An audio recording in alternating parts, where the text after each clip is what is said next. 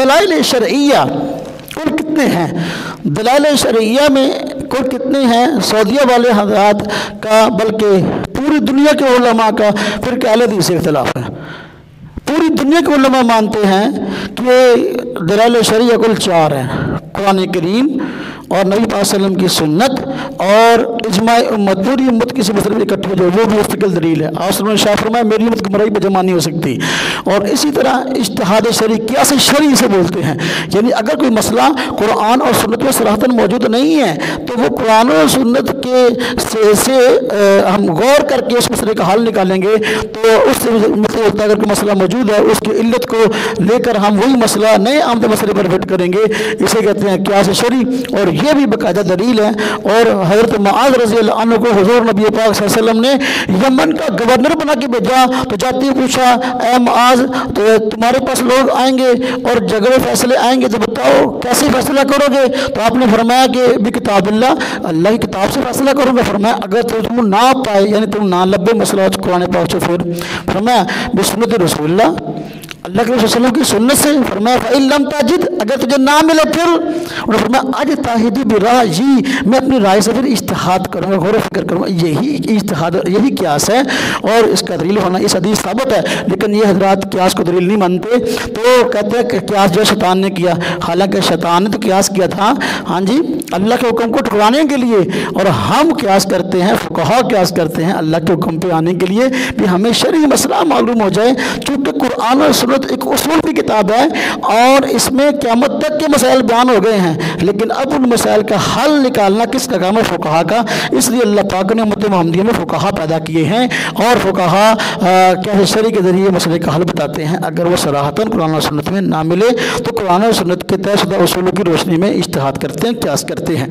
तो सऊदीया वालों के यहाँ बल्कि पूरी उम्मत के उलमा के यहाँ इजमा और कियास दलील है, जबकि ये हज़रात कहते हैं इजमा कियास कोई दलील नहीं है। आप जोना गढ़ी साहब किताबें पढ़ लें, हाँ जी, शरह मोहम्मदी, तरीक़े मोहम्मदी वगैरह, और इसी तरह ये मकालत शागफ बिहारी साहब के गालिब ये मकालत छपे हैं, उसमें इजमा का इनकार किया गया, कियास का इनकार किया गया। और इसी तरह ये तय्यब मोहम्मदी साहब गुजरा वाला के उनकी किताबें छपी हुई हैं, उसमें भी बाकायदा कियास का इजमा का इनकार किया गया।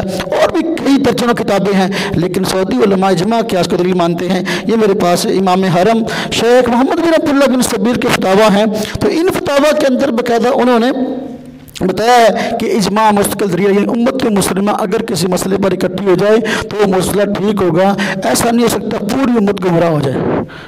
इसलिए कि ये इस्लाम की खसूसियत है। इस्लाम के आने से पहले ऐसा होता था कि लोग किसी गलत काम पर भी इकट्ठे हो जाते थे, लेकिन चूँकि दीन इस्लाम ने हमेशा रहना है, उम्मत मुहम्मदिया ने हमेशा रहना है, अब इसके बाद कोई नबी भी नहीं आएगा, कोई नई किताब भी नहीं आएगी, कोई और उम्मत भी नहीं आएगी, इसलिए उस उम्मत पर खैर गालिब है और इसलिए ये उम्मत कभी गुमराही पर जमा नहीं हो सकती। तो इमाम काबा शेख मोहम्मद बिन अब्दुल्लाह बिन सबीर के फतावा है, इसकी जिल्द नंबर 3 है, इसके अंदर हज़रत ने फरमाया है इजमा हुज्जत है। इसी तरह ये फतावा अल-लुजनत दाइमा, ये कदा कमेटी सऊदी की बनी हुई है, तो ये उसके फतावा हैं, ये उसकी जिल्द नंबर 5 है। उसकी जिल्द नंबर 5 में सफ़ा नंबर 18, 38, 39, 43 में कहा गया कि देखो इजमा और कियास जो है ये दलील शरई है और इसको दलील बताया गया। इसी तरह मजमू रसाइल नजदिया, ये भी नजदी उलमा के रसाइल मसाइल का मजमू, जिसके मैंने पहले काफ़ी हवाले दिए हैं, तो ये मोतबर तरीन फतावा है, इसलिए बाबर इसके हवाले आते हैं, तो अरबी में है और ये कदा सऊदी हुकूमत ने छापा है और ये फ्री तकसीम हुआ है।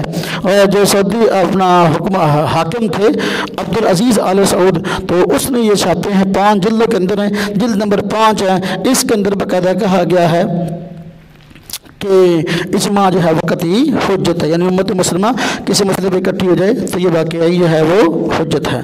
तो ये मसला जो हल हुआ कि सऊदीया वालों के यहाँ इजमा और कियास दलील है और हुज्जत है, शरई है, जबकि ये हजरात इजमा और कियास को नहीं मानते, यानी ये भी उनके अंदर ये फ़र्क है।